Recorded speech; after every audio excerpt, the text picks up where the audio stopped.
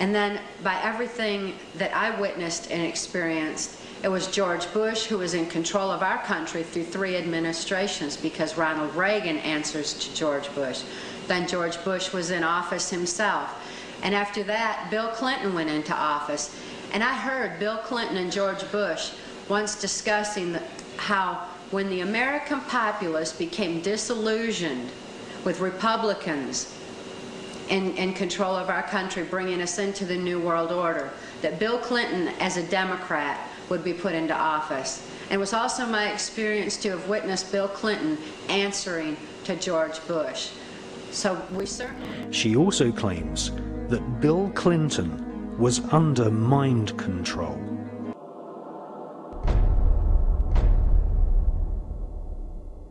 In covertly recorded off-air transmissions from the Bush-Clinton presidential election campaign in the 1990s, we can see that Bill Clinton was nothing more than a puppet to the puppet masters which placed him in the White House. Bill Clinton's demeanor seems to be similar to a person who is under a hypnotic trance.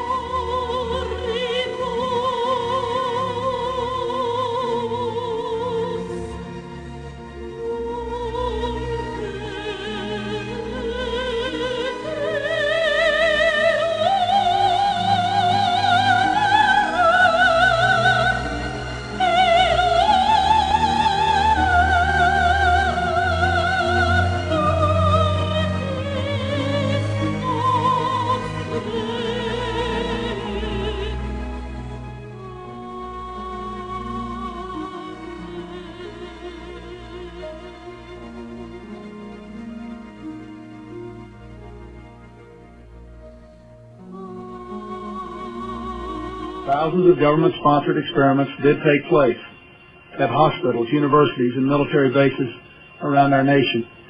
Some were unethical, not only by today's standards, but by the standards of the time in which they were conducted. They failed.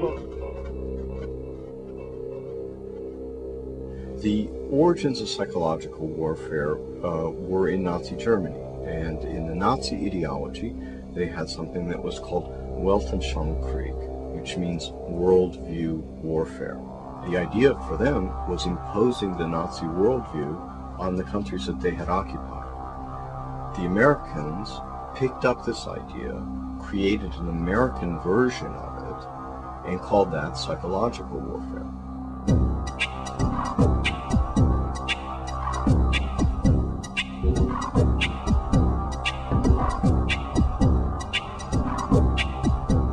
In trying to understand psychological warfare and in trying to understand the American approach to the post-war efforts to control people's minds, both as individuals and on a mass scale, there's a lot of illusions about how that was done. Were Nazis involved in that process? Yes, they were.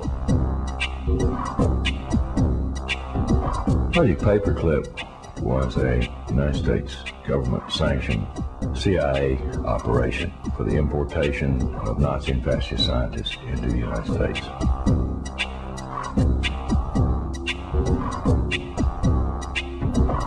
Their statement was simply this: if we don't bring these people into this country and contain them, then our enemies, the Soviet Union, will get them.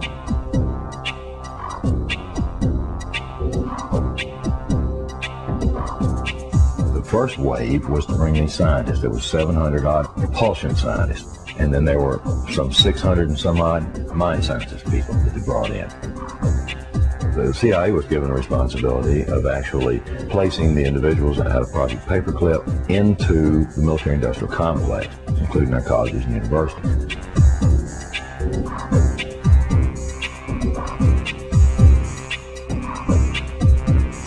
Mind control was a psychological warfare weapon that Adolf Hitler regarded as the answer for taking over the entire planet.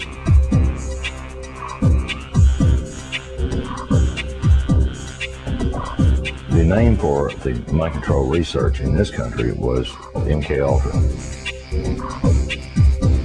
MKUltra was one program of a series of programs that came out of the CIA to experiment with different types of mind control, using drugs, using electroshock, using insulin shock, and other techniques.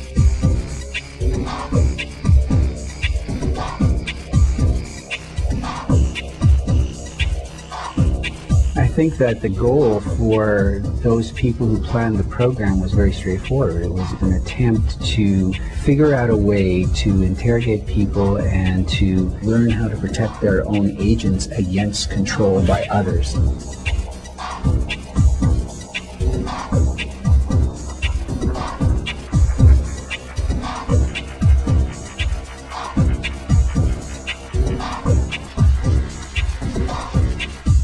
If you put someone in a position of being disabled by not feeding them or not allowing them to sleep or overwhelming them with sound, if you use massive shock treatment and you give people massive doses of drugs such as PCP or mescaline or amphetamines or LSD, and if you put them in periods of darkness where they can't predict from one minute to another what is going to happen next, so they're always dreading, there's no consistency to sort of what's going to happen, anybody can be put in a position of being open to brainwashing. Trying to understand psychological warfare and trying to understand the American approach to the post-war efforts to control people's minds, both as individuals and on a mass scale, there's a lot of illusions about how that was done.